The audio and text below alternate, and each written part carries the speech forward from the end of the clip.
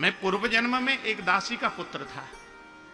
मेरी मां एक आश्रम में झाड़ू पोछा करके मेरा परवरिश करती थी। मेरे पिताजी तो बचपन में ही चल बसे थे। जब मैं आश्रम में मां के साथ रहता, मां गाय का दोहन करती, झाड़ू बुहारी करती। मैं 5 वर्ष की उम्र का था। एक बार हमारे आश्रम में कुछ संतों की टोली चतुर्मासा करने को आ गई। संतों की टोली को देखकर मेरा मन अत्यंत गदगद हो गया। मेरी मां ने मुझे उन संतों की सेवा में मुझे लगा दी। मैं संतों की सेवा करने लग गया और सेवा करते करते 4 महीने तक उन संतों की सेवा करते करते संतों का सानिध्य पाकर मेरा मन अत्यंत रोमांचित रहने लगा, अत्यंत प्रफुल्लित होने लगा। मुझे संतों की सन्निधि बहुत भाने लगी। एक दिन एक वृद्ध संत के पास जाकर मैंने हाथ जोड़कर निवेदन करके कहा, संत भगवान, मैं चाहता हूं कि मैं भी आपकी तरह साधु बनकर, संत बनकर आपके साथ ही चला जाऊं। संत ने कहा, बेटा तुम जाकर अपनी मां से अनुमति लेके आओ। तुम्हारी मां यदि तुमको साधु बनने की अनुमति देती हैं तो हम तुमको साधु बना लेंगे और साथ में लेकर के चलेंगे। नारद जी अपनी कथा बोलते हुए कहते हैं, फिर तो मैं दौड़ लगाकर अपनी मां के पास गया। मां से जाकर निवेदन किया, मां मैं भी साधु बनकर इन संतों के साथ ही जाना चाहता हूं। मैंने जैसे ये बात कहे, मां तो रोने लगी। मां के आंखों से झरझर झरझर आंसू गिरने लगे। फिर तो मां को रोते हुए जब देखा, मुझे समझ में आ गई कि मां मुझे अपने से दूर होते हुए नहीं देखना चाहती, अपने पास ही रखना चाहती है। इसलिए मैंने हाथ जोड़कर मां से निवेदन कर दिया, नहीं नहीं मां, यदि तुम मेरे साधु बनने से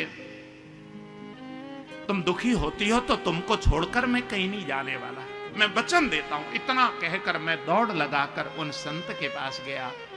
संत के चरण में बार बार क्षमा याचना की, संत भगवान मेरी मां दुखी हो रही है, इसलिए मैं आपके साथ नहीं जा सकता, लेकिन मेरा कल्याण हो ऐसा कोई साधन बताने की कृपा करें। इतना कहते ही संत ने मुझे एक दीक्षा मंत्र प्रदान किया।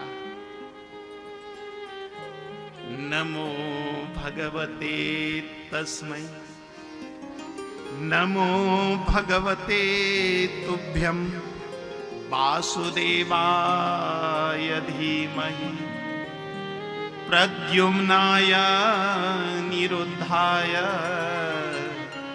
नमः संकर्षणाय च। ये दीक्षा मंत्र मुझे संत के मुखारविंद से मिला। अब तो मैं उन संतों की सेवा में अहरनिश लगा रहता, हर समय उसी मंत्र का जाप करता रहता। जब संतों की चतुर्मासा पूर्ण हुई तो संत एक एक करके हमारे आश्रम से जब विदा होने लगे, मेरा मन बहुत रोने लगा।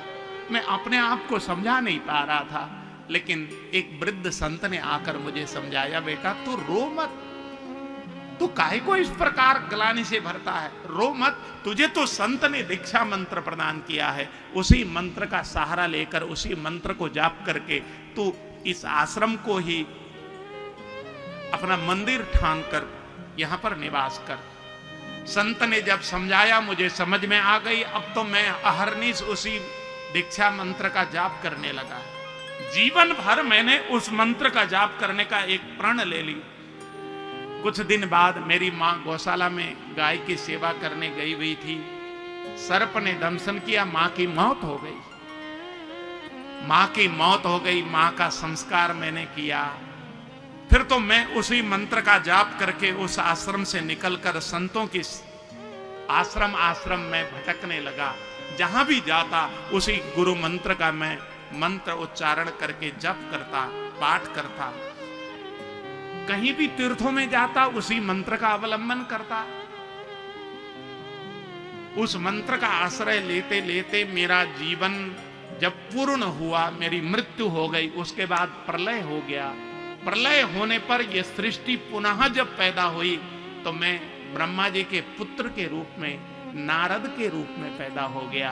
और जैसे ही नारद के रूप में मैं प्रकट हुआ, उस समय देवताओं ने आकर मुझे एक वीणा प्रदान की।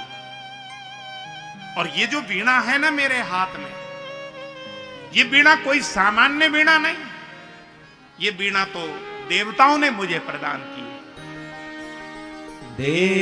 देवदत्ता में मां वीणा, देवदत्ता में मां वीणा, स्वर ब्रह्म विभूषिता, स्वर ब्रह्म विभूषिता,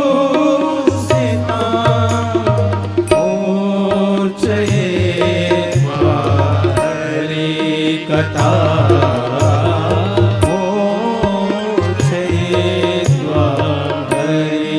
कथा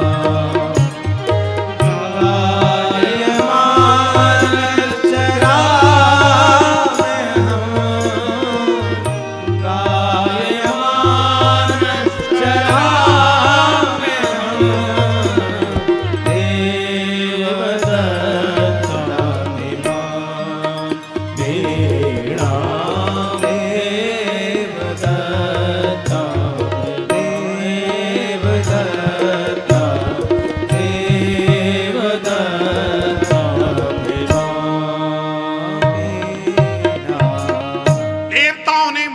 ये वीणा प्रदान की। मुझे नारद कहकर सारा संसार आदर देता है। केवल और केवल मैंने गुरु के मंत्र पर विश्वास करके अहर्निश उस नारायण के नाम का स्मरण किया, उसी का परिणाम आज नारद के रूप में मैं प्रतिष्ठापित हुआ।